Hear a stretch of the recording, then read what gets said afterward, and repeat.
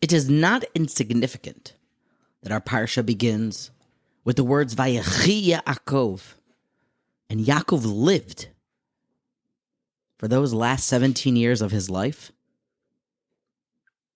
If you compare them to the rest of his 147 years on planet Earth that God allotted him,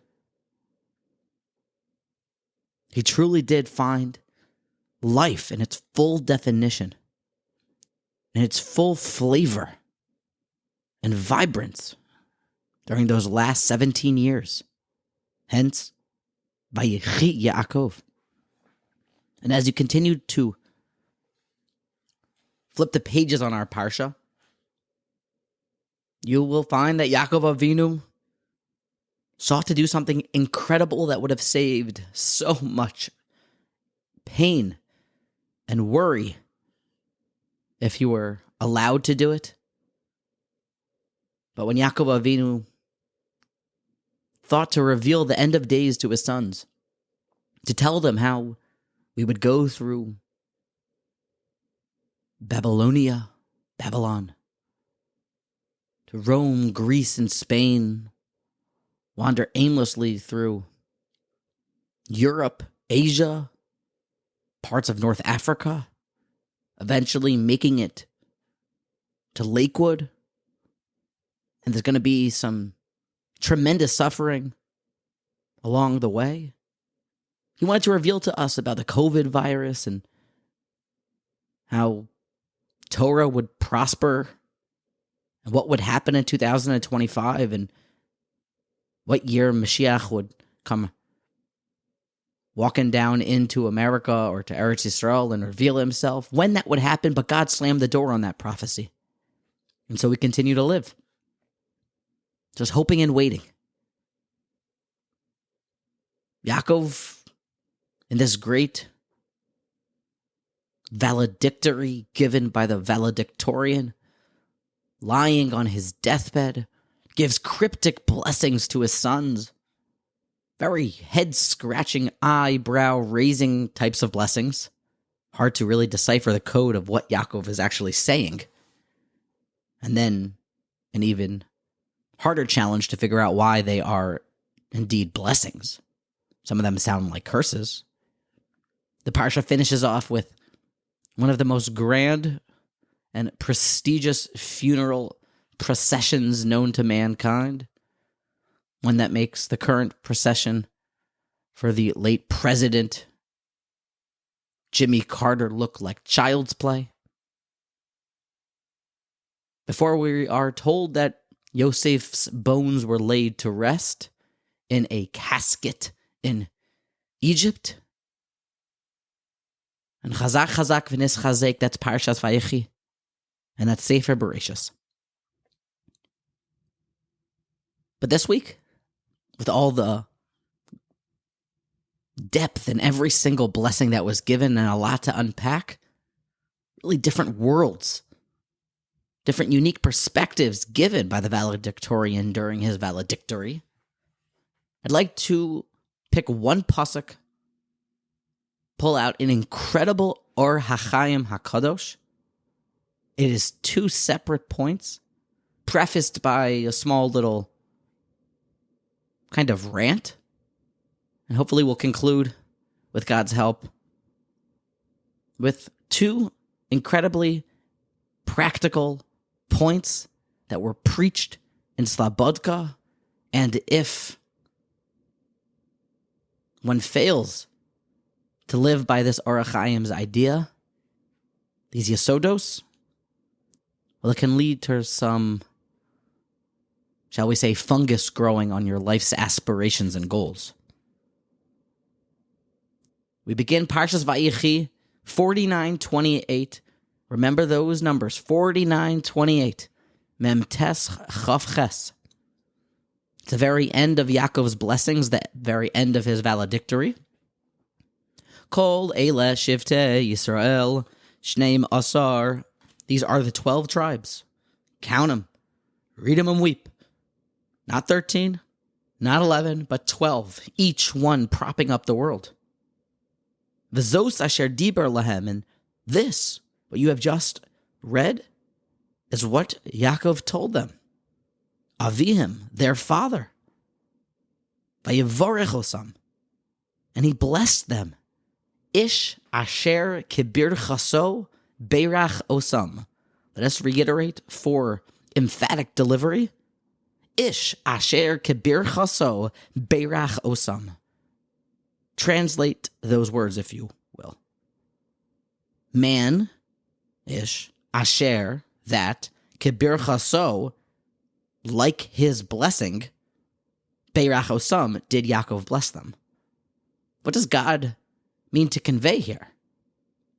That Israel, that their father addressed each one of them according to his blessing. What type of synopsis and idea is being delivered here? And well, to preface the Or HaChaim with a quick little rant, we see here at full studio camera, far wide lens type of overview panoramic picture here. The idea of going to get a blessing from a great person, receiving a blessing. There's a lot of lumbness, a lot of depth to it. You'll have when somebody's going through something or wants something to happen, you'll travel to the Gadol's office, ask him maybe to put his hands on your head, ask him to say bua, ask him to say, please, Rebbe, make it rain cash. Please, Rebbe. Can you help me out to find some peace in life? Maybe find a marriage partner or have a child? People globe-trot, trying to get a bracha from the wise men, the Gedolim. But we see here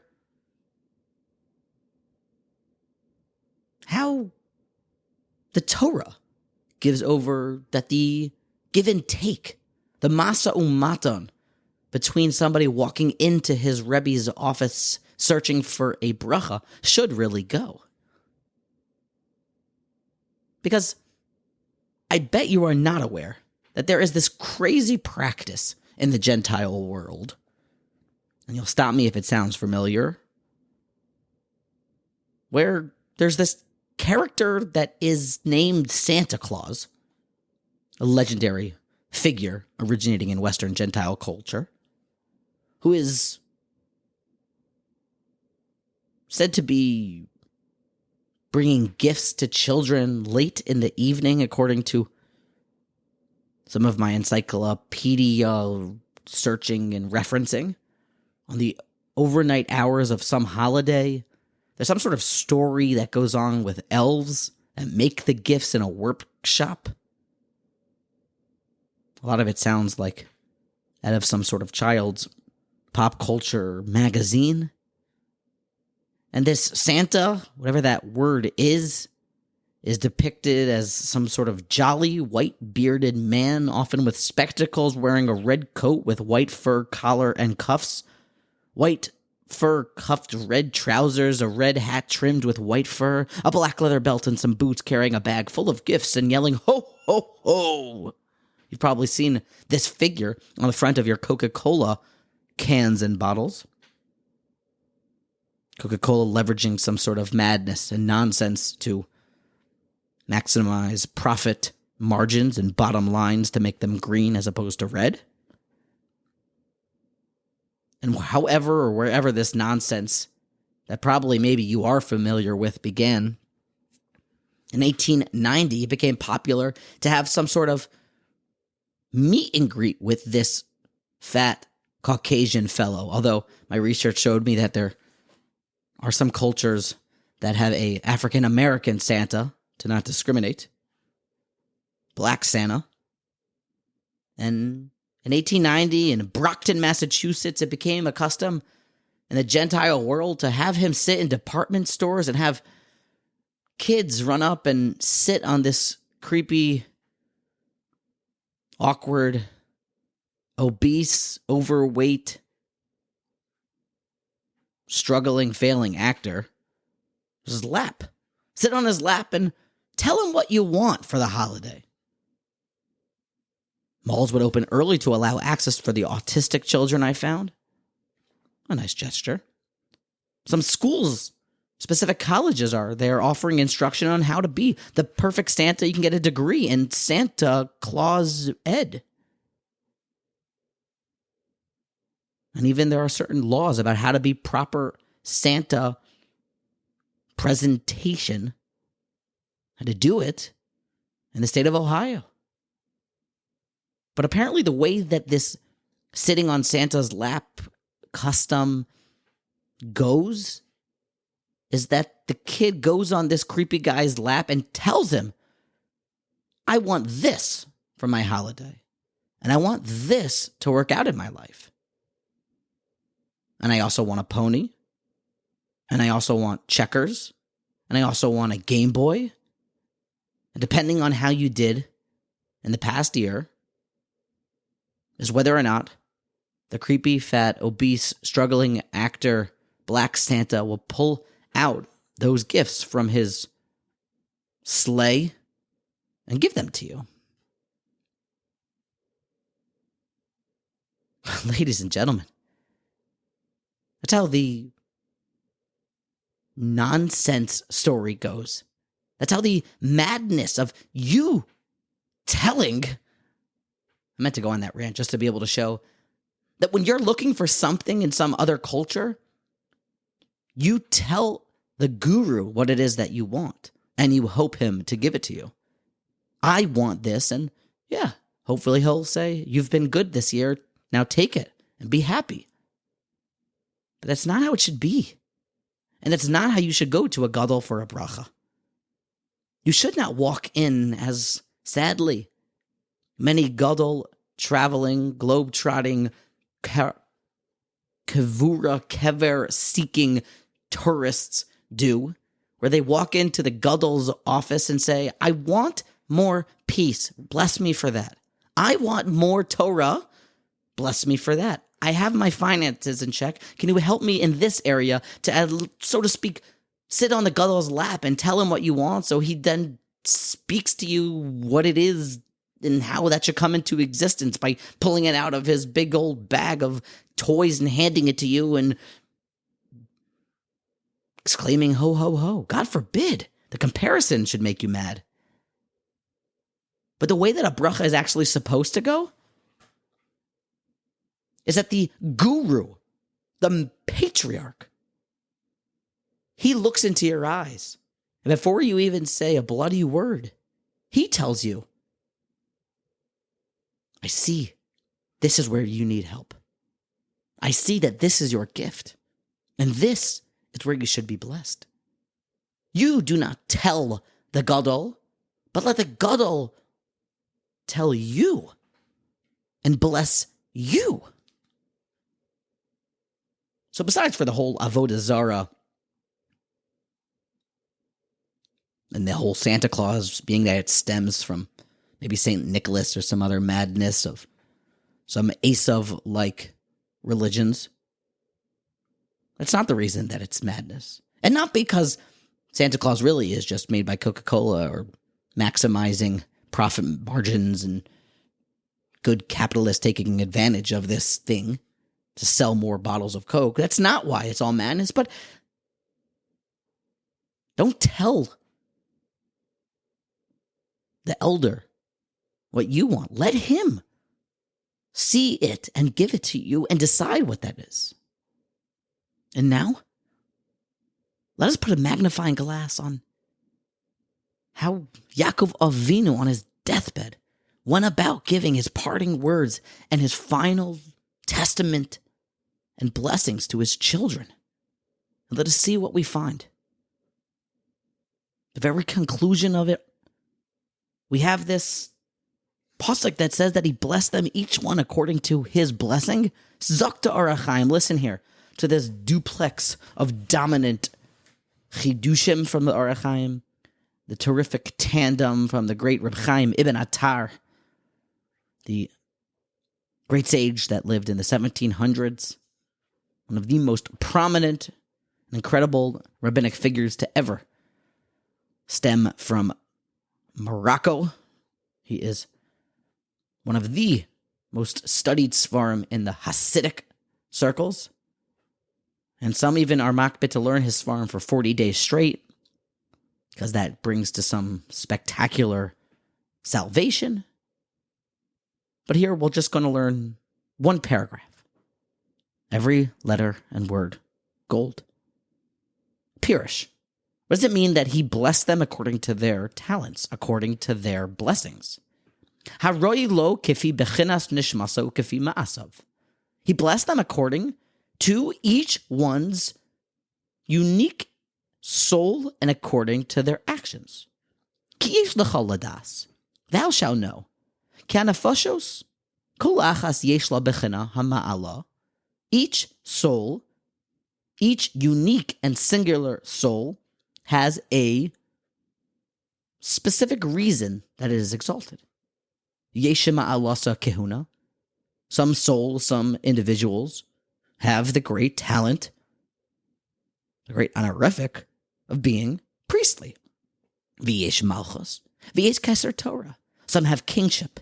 Some have the crown of Torah. V'yesh gevura. Some have strength. They're proud warriors, ferocious warriors that make even the Roman's sword look like a Fisher Price children's playset. V'yesh osher v'yesh hatzlacha. Some have wealth, mass wealth. V'yesh hatzlacha. Some are just, frankly, good at everything they do. Uniskaven Yaakov. Yaakov tapped into each one's blessing. Benevua. Levarich kol echad kefi birchaso. He blessed each one according to his blessing. Haroi Eloi hamelech b'malchus v'hakohen b'kahuna v'chein al zeh haderech v'lehavach hamasilos.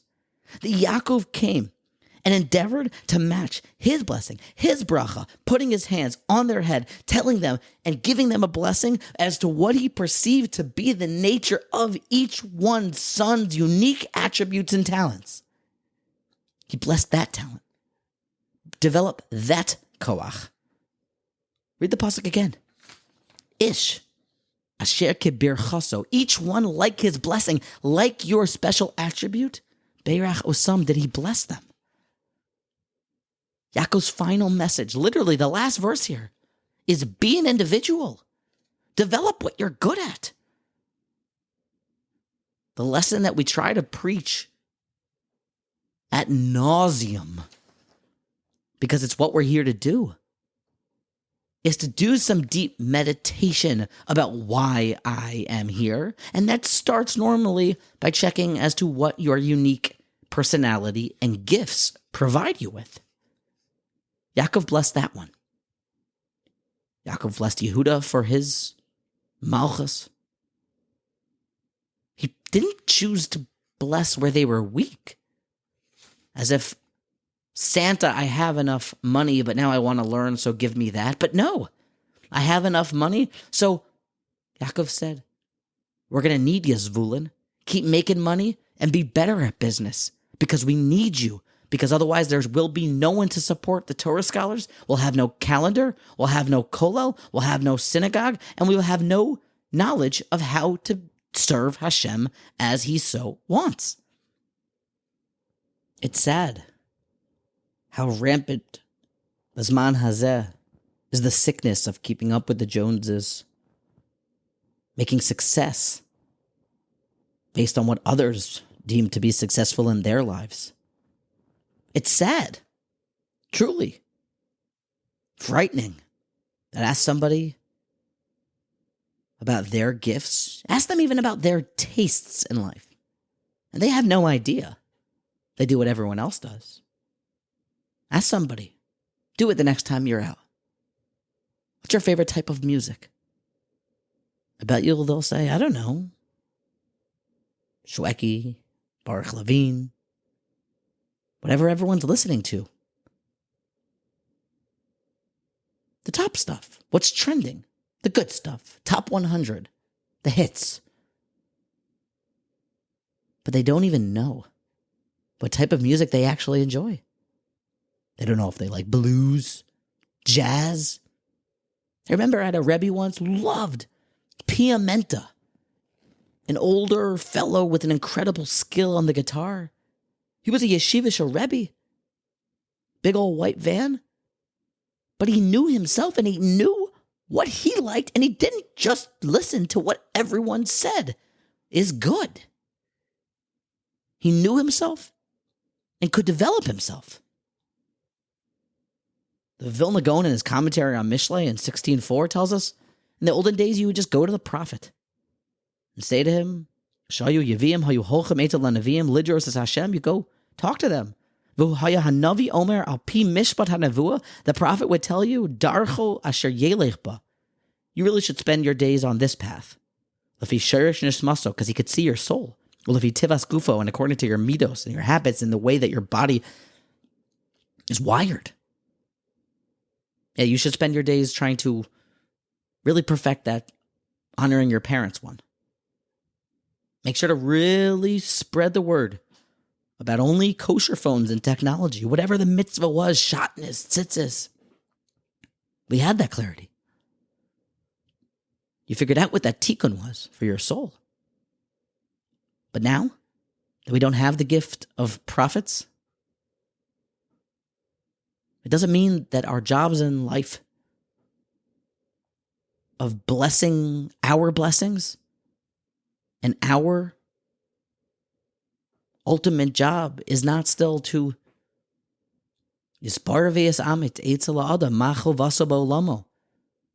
clarify and verify what we're supposed to be doing in life and based on what talents we have.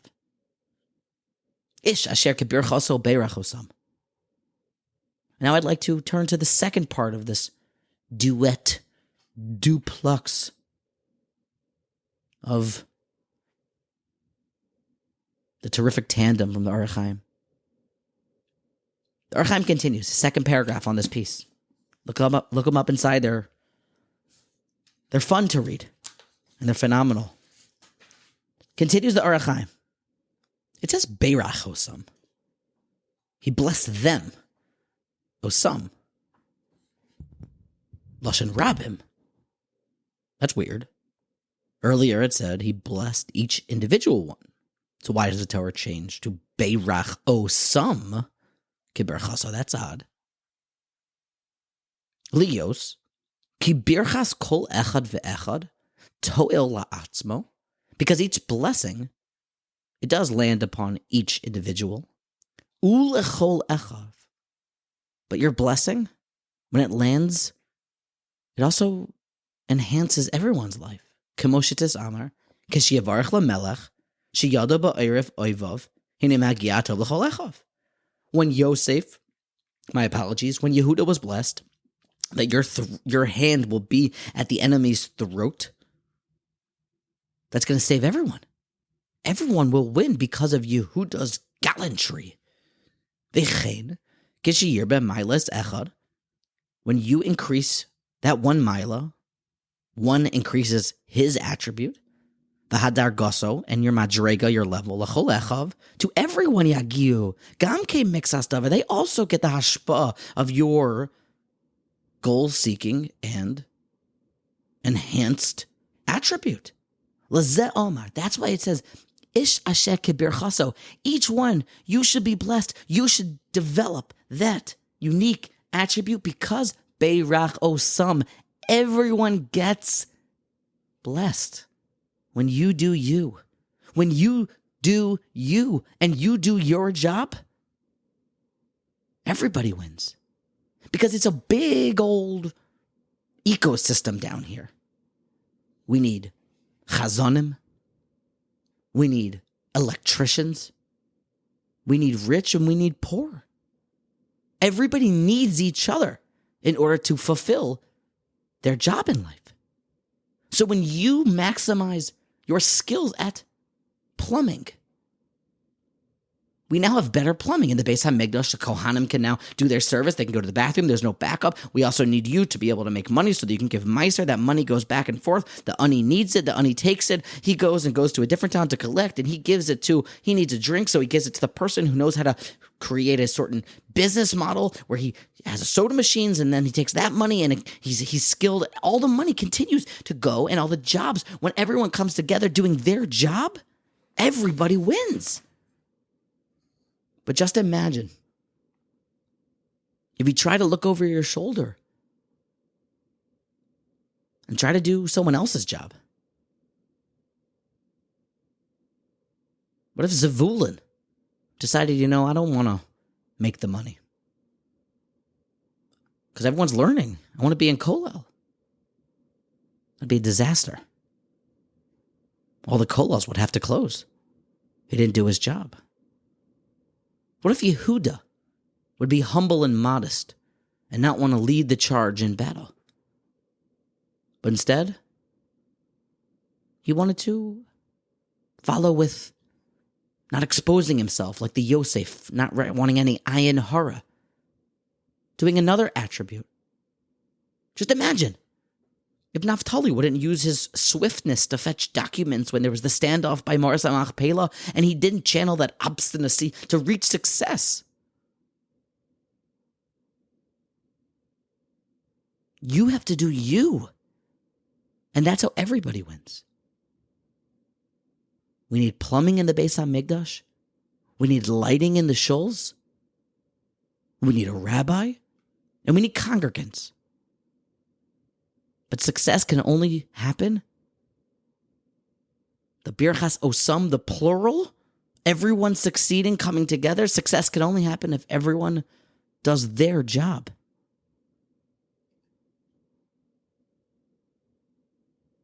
Our takeaways? I have a sore throat, that's why I'm not raising my voice too much or getting too passionate or trying to really rant about how badly we can all lapse into the concept of mimicking and not trying to do what we're in the world to do and staying focused with those blinders on. But our takeaways are 3. 1, that when you go to a gadol and you want a blessing, don't tell him what you want. Let the gadol speak. Don't be like the kid sitting on Santa's lap. Remember, every single day, remind yourself, 49:28.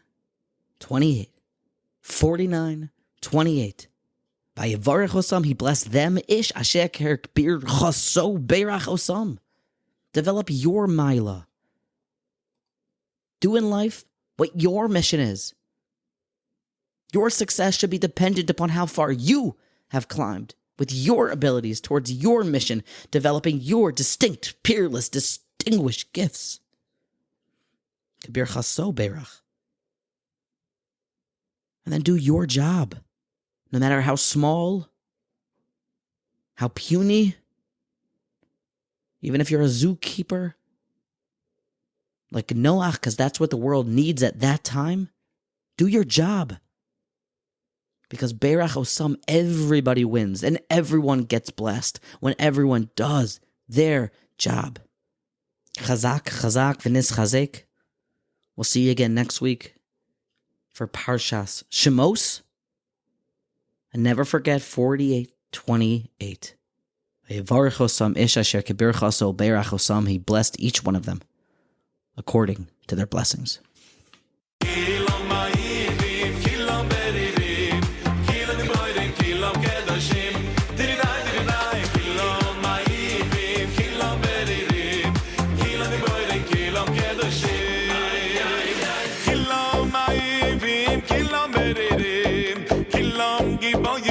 Kilam